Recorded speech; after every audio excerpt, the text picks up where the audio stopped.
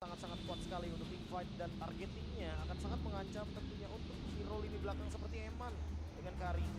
Sepertinya pemilihan hero seperti Terisol sangat dibutuhkan untuk saat ini agar tentunya bisa ngegang. Lagi-lagi sesuai dengan data yang sering aku mention bahwa hal bagaimana efek yang dimiliki dari Super Ken target utamanya sehingga dia nggak bakal bisa zoning. Ingat, Geek Fam ketika mendapat.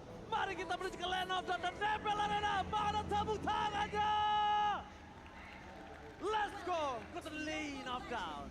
Early pressure sih yang kali ini bakal berjalan dari sisi Geek Farm. Ini harus kita saksikan dan Ki perlu waspada akan hal tersebut. Moreno di sini bakal coba untuk menahan pergerakan agresif yang cukup jangan dari sisi Geek Farm di tangan dari Baloy. Ki akan menjawab itu semua tentunya dengan adanya first dari seorang Ki. Tapi itu bagus banget. Karena aku tadi juga sempat ingin membicarakan, Bro. Mereka punya Baloy dengan kajanya. Itu power banget di tangan Baloy. Tapi kalau mereka bermain lebih agresif dan kalau bisa bikin Baloy nggak bisa bermain dengan kekuatan kaja pick overnya, itu akan sangat baik untuk para pasukan Bigetron. Oke, Bigetron seolah mencoba untuk mentancapkan gas semenjak early game karena lihat pressure yang diberikan Sorizo dan bahkan Super Ken. Ini kayaknya benar-benar berjalan dengan baik melihat Sorizo dengan Brave Smite. Berarti dia bakal memiliki durability yang cukup.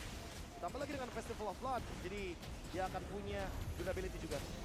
Oke, tapi Ray tertangkap di depan sana. First blood akan coba di tangan dari seorang Ray. Di following up oleh seorang Sorizo termakan begitu saja. First blood yang tidak diinginkan oleh tim Geek Farm. Karena ini akan menghambat seluruh level dan bahkan kondisi dari segi ganking nanti. Mau tidak mau Baloyski harus bermain dengan sosok Luke.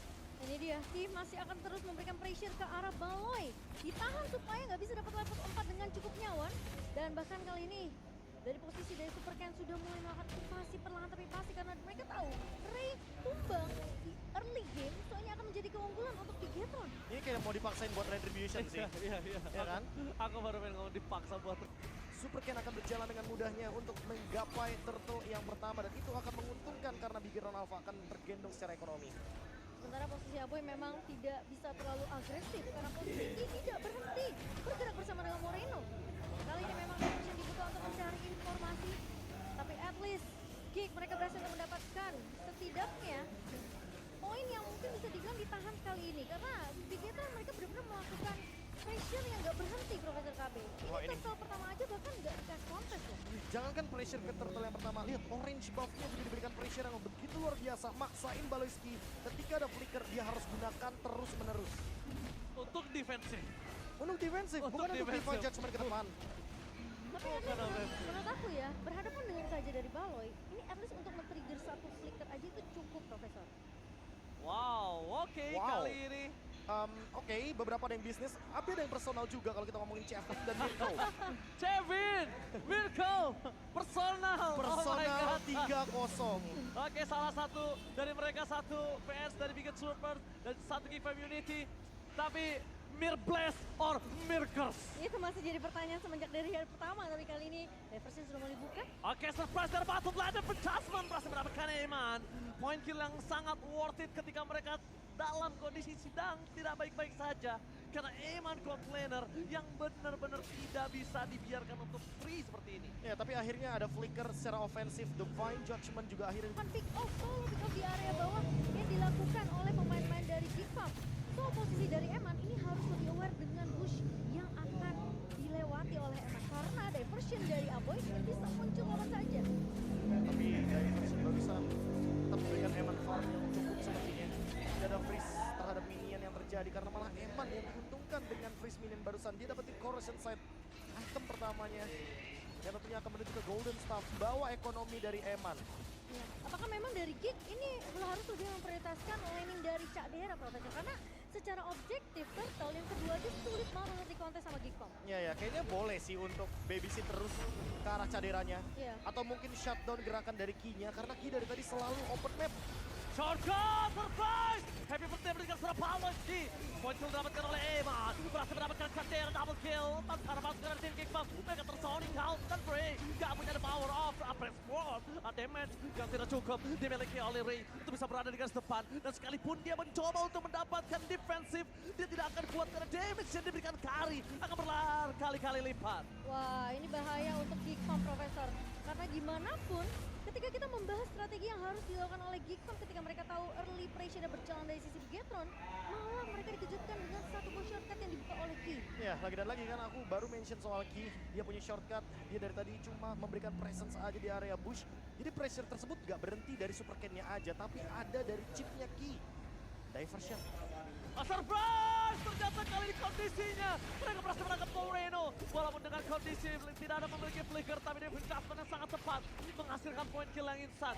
Permasukan dari Geekfam. Kali ini mereka berhasil mendapatkan satu buah turret dan dua bahkan. Iya, ini dua turret sudah dikantongi oleh Bigetron. Lama-lama invasi akan bisa semakin dalam dari sisi Bigetron, Profesor. Ya, tapi masalah utamanya adalah targetnya Moreno. Ini bakal jadi target yang bagus banget untuk bisa men-shutdown. Initiative ya sebenarnya dari kedua belah tim ya, Profesor. Tapi gimana target yang tepat akan dibawakan oleh kedua belah tim? Udah pasti sih kalau Geekfam targetnya ke Moreno atau Eman. Ini adalah dua target yang paling optimal selama mereka berada dalam loose condition. Karena sekali aja mereka bisa dapetin pick off, harusnya keadaan bisa berbalik. Dan Eman! Oke, di sana Eman kembali terjadi dan bakal dibalaskan oleh Ken dengan adanya shortcut. Tim fight di double tim, tapi tidak adanya Eman membuat para pasukan dari tim Bigetron kehilangan damage. Meskipun begitu, GG dari Sorizo berhasil menimbulkan satu buah impact yang sangat melekat. Mencari di mana Ki dan Spirit of Distraction. Tombak lintas Sumatera yang on point membuat para pasukan dari tim Geek berhasil mendapatkan 2 poin karena mereka mau tidak mau harus dapetin poin kill itu. Kalau tidak, pertukaran tidak akan adil.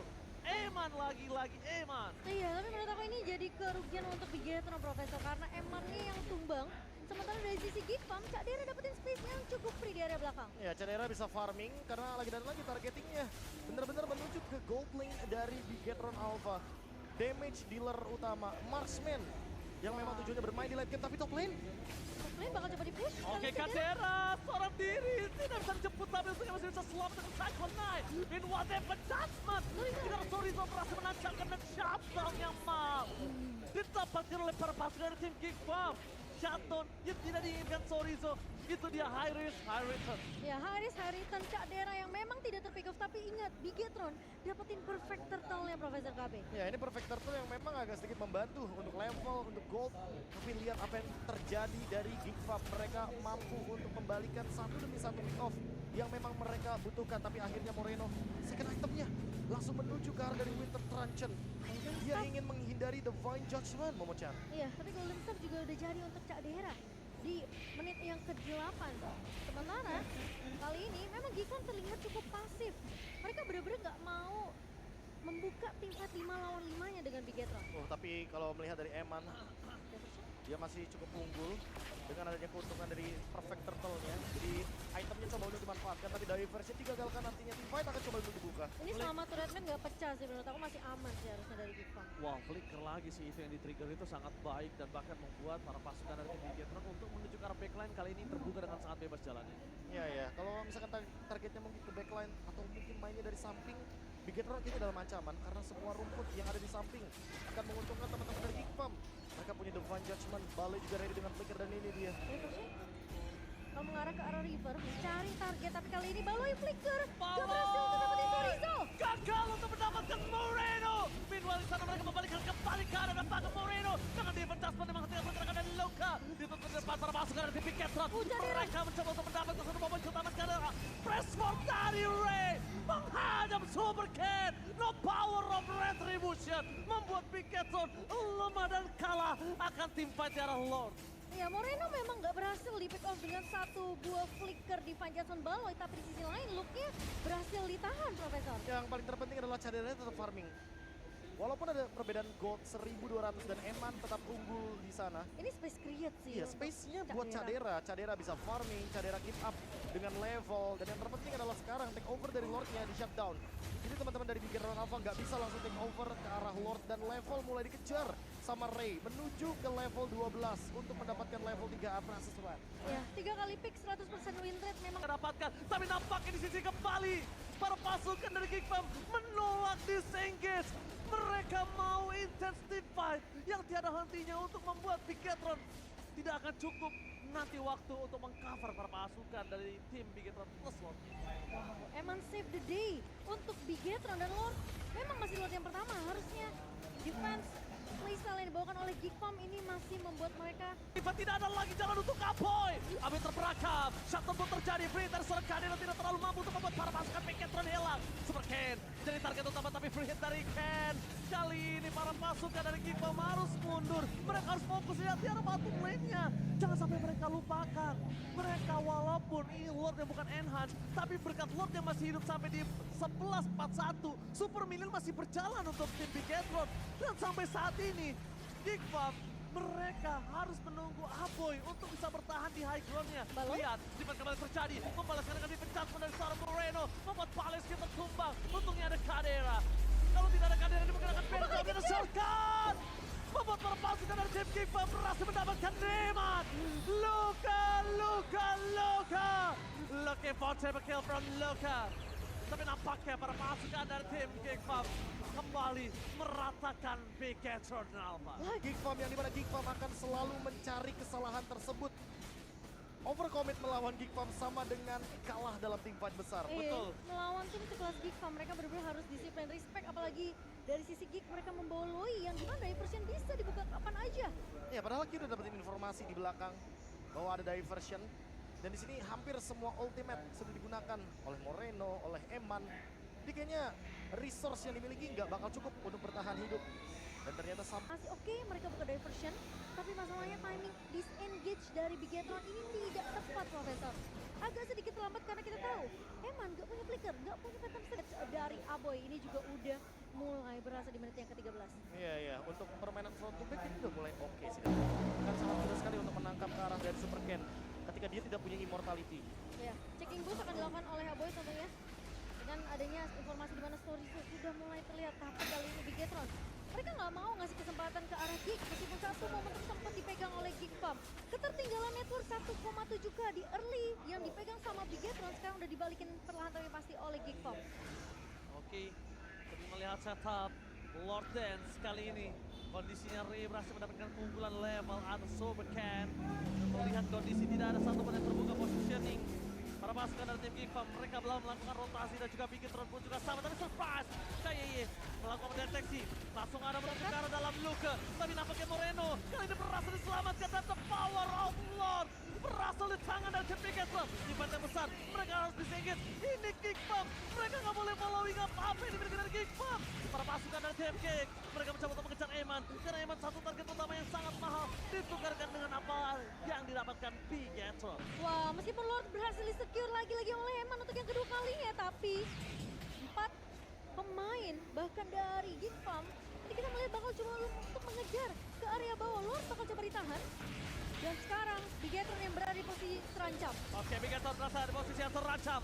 Aboy sudah mulai datang dan ini dia The Power of Moskov dan juga Nathan. Lord tidak akan kuat dan tidak akan bertahan dengan lama. Ini bakal sulit banget untuk Bigetron. Meskipun mereka dapetin objektif yang dibutuhkan. Tersebut karena mereka punya Aboy untuk melakukan teleportation ke belakang. Mereka bisa memotong bagaimana alur permainan dan juga jalur keluar dari Bigetron Alpha. Gak ada escape route yang bisa dijalankan oleh teman-teman dari Bigetron Alpha juga. Gak ada jalur pulang. Kecuali mungkin mereka main secara paksa. Hampir 6 item juga dari Cadera menyusul ketertinggalan tadi gold 1200 yang sekarang hanya terpaut 700 saja. Iya. Eman akan menyelesaikan terus gold meteornya.